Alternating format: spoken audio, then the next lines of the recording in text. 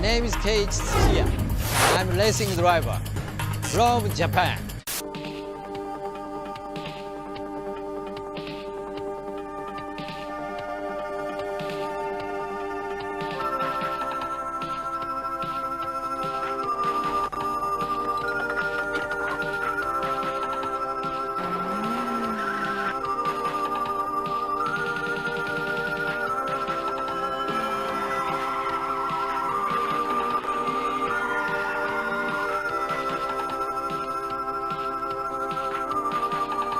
First of all, you have to start with the suspension. Then you should also change the brake pads and brake fluid, but that's about it. And if you're lucky enough to be able to spend some more, upgrading the CPU, exhaust system, seats, steering, and shift knob may be a good idea. And as you improve, maybe changing LSDs might be good in the future. Anyway, what I want you all to understand is that you don't need loads of money to enjoy the sport of drifting.